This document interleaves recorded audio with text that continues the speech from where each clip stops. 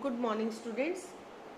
Welcome back to the online class of Social Science, in which we discuss with chapter 4, that is of Geo, and the name of the chapter is Air Around Us. मतलब आपको पता है कि हमें जीने के लिए air is the very important thing. तो जो हमारे आसपास होती है और क्या होती है हमारे आसपास, चाहे लेफ्ट है, राइट है, अपवर्ड है, डाउनवर्ड है, पूरे के पूरे एटमॉस्फेयर में, पूरी की पूरी सराउंडिंग्स में सबसे ज़्यादा इंपॉर्टेंट क्या है? एयर. तो आपका चैप्टर यही है, एयर अराउंड अस. जो भी हवा हमारे आसपास है उससे रिलेटेड जो भी चीज़ें हैं. So let's start. We can live without food for a couple of days. हम खाने के बिना बेटा बहुत दिन तक जिंदा रह सकते हैं. We can live without water for a couple of hours. और इवन हम पानी के बिना भी काफ़ी आवर्स तक हम सरवाइव कर सकते हैं. But we can not live without air even a couple of minutes. But without air, बिना हवा के हम कुछ मिनट भी सरवाइव नहीं कर सकते. कई बार होता है ना, अगर देखो दम घुट जाता है, सांस नहीं आता, तो कितनी ज़्यादा हमें प्रॉब्लम होनी शुरू हो जाती है. खाना ना मिले कुछ दिन, कोई वरीज नहीं है. पानी ना मिले फिर भी हम कुछ आवर्स सरवाइव कर सकते हैं. But without air we can't even survive for a minute. Air is very important for all living organism. और ये बेटा एयर सभी लिविंग ऑर्गेनिज्म के लिए, ये नहीं है कि सिर्फ ह्यूमन बींग्स के लिए, चाहे आपके एनिमल्स हैं, जो भी हैं, जिनमें भी जान है, जो भी लिविंग है, उन सब के लिए बहुत ही ज़्यादा क्या है, it's a very important. The earth is surrounded by a thick layer of air which is a mixture of several transparent gases. अब जो हमारी अर्थ है बच्चा, वो किससे सराउंड है? किससे मतलब एक तरीके से सराउंड हुई है by a thick layer of air. पूरी की पूरी अर्थ के जो सराउंड है आपकी, जो मतलब एक तरीके से पूरी की पूरी जो एक बनी हुई है, ठीक है ना. सराउंडेड मतलब कहते हैं ना, ये हमारी सराउंडिंग्स, हमारे आसपास, पूरी की पूरी अर्थ के आसपास क्या है, बहुत ही थिक लेयर, बहुत ही बारीक सी लेयर है किसकी? एयर की. ठीक है. और उस एयर, वो जो एयर है वो है मिक्सचर बहुत सारी गैसेस का. एयर का मतलब ये नहीं कि एयर है तो सिर्फ एक ही चीज, एक ही गैस से बनी है, नहीं. Number of gases are there. ठीक है बच्चा. This layer of air is called the atmosphere. और जो ये लेयर है, जो अर्थ के सराउंडिंग्स में, अर्थ को सराउंड किए हुए जो पतली से थिक लेयर है, इस लेयर को हम बोलते हैं atmosphere. In the absence of air the earth would remain a frozen. और अगर ये हमारे अर्थ में अगर ये एयर ना हो, या इसकी एब्सेंस हो जाए, या इसकी अनअवेलेबिलिटी हो जाए, the earth would remain a frozen. तो जो आपकी अर्थ है ना बेटा, वो बिल्कुल एक फ्रोजन हो जाएगी, जैसे जमी हुई चीज़ होती है. Lifeless planet in space like any other planet. एक ऐसा प्लैनेट बन जाएगा अर्थ, जहाँ पर कोई भी लाइफ, कोई भी लिविंग ऑर्गेनिज्म एग्जिस्ट ही नहीं कर पाएगा, जैसे बाकी प्लैनेट्स पे नहीं कर पाते. रीज़न ही सबसे बड़ा ये, क्योंकि आपकी अर्थ में एक लेयर है, थिक लेयर है एयर की, इसीलिए यहाँ पे लिविंग ऑर्गेनिजम्स क्या कर पाते हैं, सरवाइव कर पाते हैं. और अगर ये चीज़ ना हो, if there would be a absence of that thick layer और a air, then this planet have no life.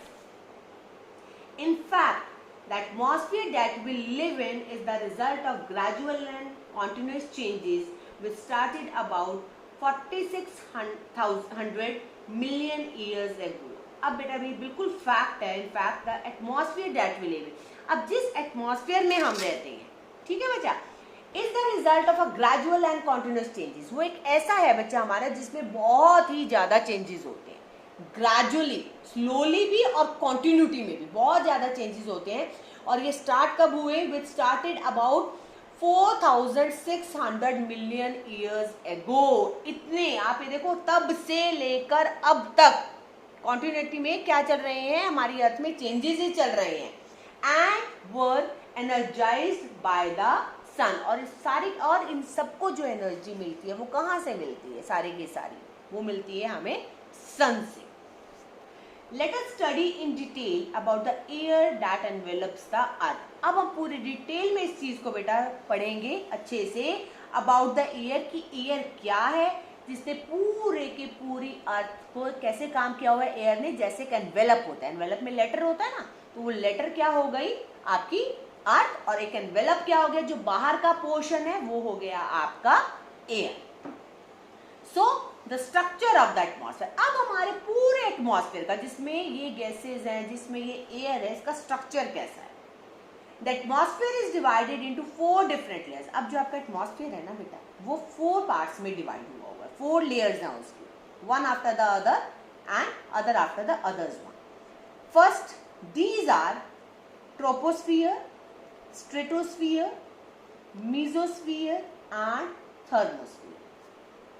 अब आपके पास डायग्राम में भी है कि पूरा का पूरा नजर आता है, एक के बाद एक। जो सबसे नीचे है आपकी ट्रोपोस्फियर है, फिर आपकी स्ट्रेटोस्फियर है, फिर आपकी मीजोस्फियर है, फिर आपकी ऊपर जाकर क्या आ जाती है, आपकी थर्मोस्फियर आ जाती है। ठीक है, अब लेट्स स्टार्ट, हम डिटेल में पढ़ते हैं लेयर्स को जो आपके एटमॉस्फेयर की हैं। First is troposphere, it is the densest layer of the atmosphere, सबसे ज्यादा डेंस होती है ना, बहुत घनी, जिसको हम बोलते हैं, ये वो लेयर है एटमॉस्फेयर की। This is the portion we live in, और ये वो पोर्शन है जहाँ पे पीपल रहते हैं, जहाँ पे हम लोग रहते हैं, we live in. Therefore most familiar, और इसीलिए बेटा जहाँ पे हम लोग रहते हैं वो हम उससे सबसे ज्यादा फेमिलियर है, हमें पता है कि हमारा जो लिविंग है वो ट्रोपोस्फियर में है। ठीक है बच्चा, it is this layer of atmosphere where all weather changes continuously take place due to the presence of water vapors। और ये जो लेयर है बेटा एटमॉस्फेयर की, जिसे हम ट्रोपोस्फियर बोलते हैं, इसका क्या है, इसमें क्या होता है सबसे ज्यादा, where all weather changes continuously, यहाँ पे बहुत ज्यादा कॉन्टिन्यूसली वेदर में क्या होते हैं बेटा, चेंजेस होते हैं। अब आप खुद से देख लो हमारा वेदर का कितनी जल्दी जल्दी हमारे चेंजेस होते रहते हैं वेदर में, टेक प्लेस। और ये क्यों होते हैं, because due to the presence of water vapour, क्योंकि यहाँ पर क्या है, प्रेजेंस है किस चीज की, वाटर वेपर्स की, और उसी से हमारे वेदर में चेंजेस आते हैं कॉन्टिन्यूटी में। एंड डस्ट पार्टिकल्स, अब एक वाटर वेपर्स भी हैं, डस्ट पार्टिकल्स भी हैं, और इसी की वजह से आपका वेदर क्या करता है बेटा, कॉन्टिन्यूटी में it changed. In the troposphere, इसी लेयर में बचा, on an average the temperature decreases as a rate of 1 degree Celsius। अब इसी में ही एवरेजली, ये नहीं हम कहते कि इतना ही, बट एक एवरेज निकाल कर चलते हैं, जो हमारा टेम्परेचर है बेटा वो डिक्रीज होता है at the rate of 1 degree Celsius. मतलब कितने तक डिक्रीज हो जाता है, 1 डिग्री सेल्सियस पर विद एवरी 165 मीटर असेंड। मतलब कितने पर 1 डिग्री सेल्सियस कम होता जाएगा, जैसे जैसे हम, ये हिसाब है 165 मीटर, जैसे जैसे हम अपवर्ड की तरफ जाते जाएंगे वैसे वैसे आपका 1 डिग्री जो सेल्सियस टेम्परेचर है वो क्या होता जाएगा, कम होता चला जाएगा। सिंपल सा एग्जांपल, आप माउंटेन्स पर जाते हो, जैसे जैसे हम हिली एरियाज की तरफ जाते हैं वैसे वैसे हमारा टेम्परेचर क्या होने लग जाता है, डिक्रीज होने लग जाता है। ये वही प्रोसेस है, और इसको हम बोलते हैं, this is called the normal lapse rate. मतलब जैसे जैसे हम अपवर्ड की तरफ जाएंगे वैसे वैसे हमारा जो टेम्परेचर है वो डिक्रीज होगा, और 165 मीटर हम असेंड की तरफ जाते हैं और वहां से हमारा डिक्रीज होने लग जाता है 1 degree Celsius.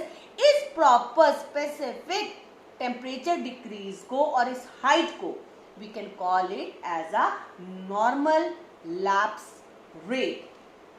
That is why temperature is very low in high mountains। और यही रीजन है बेटा कि जो हाई माउंटेन्स पर, हिली रीजन्स पर जो हमारा टेम्परेचर क्या हो जाता है, वो बहुत ज़्यादा लो हो जाता है, कम हो जाता है। जैसे जैसे हम प्लेन एरिया की तरफ आने लग जाते हैं, टेम्परेचर क्या होना शुरू हो जाता है, इंक्रीज होना शुरू हो जाता है, बढ़ना शुरू हो जाता है। Next layer is stratosphere. ये इसके ऊपर वाली आपको पिक में नजर आ रही होगी। ट्रोपोस्फियर थी सबसे डेंसेस्ट, सबसे गहन वाली, जिसको कहते हैं बहुत ज्यादा गहराई वाली, घनी। अब उसके ऊपर आपको नजर आ रही होगी stratosphere. Above the layer of troposphere lies calm and clear air which is called stratosphere। अब बेटा ट्रोपोस्फियर से ऊपर बड़ी ही काम सी, बड़ी ही क्लियर एयर होती है, बहुत ही अच्छी क्लियर, बड़ी ठंडी सी, बड़ी काम सी, शांत सी एयर होती है। उस लेयर को हम बोलते हैं stratosphere. The total absence of water vapour. अब आपको मैंने बताया था ट्रोपोस्फेयर में तो वाटर वेपर्स भी होते हैं, वहाँ पे डस्ट पार्टिकल्स भी होते हैं, और उसी रीजन से वहाँ पे वेदर में बहुत ज़्यादा चेंजेस भी आते हैं। बट इस लेयर में बच्चा एब्सेंस होती है, वाटर वेपर्स नहीं होते, डस्ट पार्टिकल्स भी नहीं होते in this layer that prevents the formation of, देखो बेटा ना डस्ट पार्टिकल्स है ना वाटर वेपर्स है, तो इस लेयर में किसकी फॉर्मेशन हो जाती है? In this layer prevents the formation of clouds. यहाँ पे आपकी फॉर्मेशन होने लग जाती है थोड़ी थोड़ी सी क्लाउड्स की, ठीक है। Thus it provide visibility as its finest. अब ना वाटर वेपर्स है ना डस्ट पार्टिकल्स हैं, तो फाइन तो होगी, क्लैरिटी तो होगी, बिल्कुल क्लियर होती है, बिल्कुल जो आपकी विजिबिलिटी होती है आपको बड़ी क्लियरली साफ नजर आने वाली होती है। Aircraft often fly through the lower layer of the stratosphere, और जितने भी आपके एयरक्राफ्ट होते हैं often fly through the lower layer, वो ज्यादातर मतलब वो जिसे कहते हैं ना ऑफनली, कि उनको क्या होता है, उनके लिए इजी सा हो जाता है बेटा फ्लाई करना थ्रू द लोअर लेयर, जो स्ट्रेटोस्फीयर की भी एक लोअर लेयर होती है ना उसमें, because it facilitates visibility and this contribute to easy flying conditions, क्योंकि ये बहुत ज़्यादा सपोर्ट करती है आपके एयरक्राफ्ट को, क्योंकि बहुत ज़्यादा क्लैरिटी होता है, जितना ज़्यादा आपका क्लैरिटी होगी वो क्या करेगी, बड़ी इजी आपकी फ्लाइंग को बना देगी। अगर आपने देखा होगा बहुत ज़्यादा क्लाउडी सा है, बहुत ज़्यादा डिस्टर्बेंस हो रही है, बहुत ज़्यादा एयरी है, बहुत ज़्यादा डस्ट पार्टिकल्स हैं, बहुत ज़्यादा वाटर वेपर्स इकट्ठे हुए हैं, तो डेफिनेटली बच्चा जो एयरक्राफ्ट हैं वो इजिली फ्लाई आउट नहीं कर सकते। बट स्ट्रेटोस्फीयर में इट इज़ वेरी इजी कि आप इतनी काम और क्लियर होती है यहाँ पर, तो बहुत ईजी विजिबिलिटी होती है, और ये कंट्रीब्यूट किसको करती है, हेल्प किसको करती है, फ्लाइंग कंडीशंस में बहुत ज़्यादा हेल्प करती है। The zone which demarcates line of separation between these two layers is defined as tropopause। अब एक जोन ऐसा भी है बेटा इसमें जो डीमार्केट होता है, जिसे हम कहते हैं ना डिवाइड कर देता है, एक ऐसी लाइन है बेटा जो सेपरेट करता है आपके ट्रोपोस्फियर को स्ट्रेटोस्फियर को। अब आप खुद से देखो कि आपकी ट्रोपोस्फियर और स्ट्रेटोस्फियर के बीच में जो एक लाइन है, आपको डॉट वाली लाइन नजर आ रही होगी, डॉट डॉट डॉट डॉट, बिल्कुल ही आपके ट्रोपोस्फियर में और स्ट्रेटोस्फियर में एक डॉटेड लाइन है, वो एक सेपरेशन की जो सेपरेट कर रही है आपके ट्रोपोस्फियर और स्ट्रेटोस्फियर को, उसे हम बोलते हैं ट्रोपोपॉज। ध्यान रखना बच्चा, the temperature is almost constant in the lower part of the stratosphere, और जो टेम्परेचर होता है बेटा बड़े कांस्टेंट सा रहता है, नॉर्मल सा रहता है इन द लोअर पार्ट। कहाँ पर? स्ट्रेटोस्फियर के लोअर पार्ट, बड़ा नॉर्मल सा बड़ा कांस्टेंट सा टेम्परेचर होता है। A special form of oxygen, एक बड़ी ही स्पेशल फॉर्म जिसे हम बोलते हैं ozone, cold ozone is found in the stratosphere, एक बड़ी ही स्पेशल, बड़ी ही अच्छी जिसे कहते हैं फॉर्म होती है ऑक्सीजन की, जिसको हम बोलते हैं ओजोन, वो कहाँ पर मिलती है आपको? स्ट्रेटोस्फियर में मिलती है। This ozone layer is very important, और ये बहुत ही ज्यादा इंपॉर्टेंट लेयर है बेटा, और ये बहुत ही स्पेशल है, ठीक है बच्चा। It act as a filter and absorb harmful ultraviolet sun rays. क्यों इंपॉर्टेंट है? क्योंकि एक फिल्टर का काम करता है। आपके घर में एक्वा वगैरह है तो फिल्टर्स लगाते हो, प्योरिटी से सारी चीज आ जाती है, सेम वही ओजोन लेयर हमारे लिए करती है। वो एक्ट एज अ फिल्टर, एक फिल्टर का काम करती है, बिल्कुल प्योरिटी से आपको चीज मिलती है, और एब्जॉर्ब क्या कर लेती है अपने अंदर सारे जो हार्मफुल अल्ट्रावायलेट रेज आती हैं सन की, उसको अपने में एब्जॉर्ब कर लेती है और एक फिल्टर की तरह काम करती है, और बड़ी प्योर सी ऑक्सीजन आपको प्रोवाइड कर देती है from reaching the earth surface. Earth surface पे बड़ी ही आपकी जो हार्मफुल अल्ट्रावायलेट रेज होती हैं वो क्या होती है? एब्जॉर्ब कर लेती है आपकी ओजोन लेयर, और आपकी जो ओजोन लेयर है वो किसका काम करती है? Act as a filter. This layer therefore act as a shield over the earth, और ये जो ओजोन लेयर है ना बच्चा, ये एक शील्ड का काम करती है आपकी अर्थ पर, मतलब जैसे एक बचाव, शील्ड लगा देते ना, कहते हैं ना घर के बाहर हमने शील्ड लगा दी, मतलब एक बचाव करने के लिए, कोई भी प्रोटेक्ट करने के लिए, तो आपकी अर्थ को प्रोटेक्ट करने के लिए ये जो लेयर है वो सबसे ज्यादा हेल्पफुल होती है। In the absence of the ozone gas in the atmosphere, life would have been impossible on the surface of the earth. अगर आपके पास ओजोन लेयर ना हो ना बेटा, अगर हमारी एटमॉस्फेयर में ओजोन लेयर जो ये लेयर है अगर मिसिंग हो जाए या डिसअपियर हो जाए या इसकी एब्सेंस हो जाए, life would have been impossible, बहुत ही मुश्किल हो जाएगी कि जो अर्थ पे जो लाइफ है वो एग्जिस्ट हो पाए, बहुत मुश्किल हो जाएगी, क्योंकि सन की फिर सीधी रेस क्या आएंगी, अर्थ पर आएंगी, इतनी ज़्यादा वो होंगी, इतनी ज़्यादा हार्मफुल होगी कि सर्वाइवल पॉसिबल ही नहीं होगा। सो ozone layer plays a very important role in the survival of human beings on Earth's surface. Your third layer is mesosphere. Third layer बच्चा, above the stratosphere सबसे डेंसेस्ट कौन सी थी बच्चा, ट्रोपोस्फियर। ट्रोपोस्फियर के बाद आई आपकी स्ट्रेटोस्फियर। अब स्ट्रेटोस्फियर के ऊपर कौन सी लेयर है, that is mesosphere. Above the stratosphere lies another layer known as mesosphere. उस लेयर को हम क्या बोलते हैं बच्चा, above the stratosphere, जो stratosphere से ऊपर है, that layer is known as mesosphere.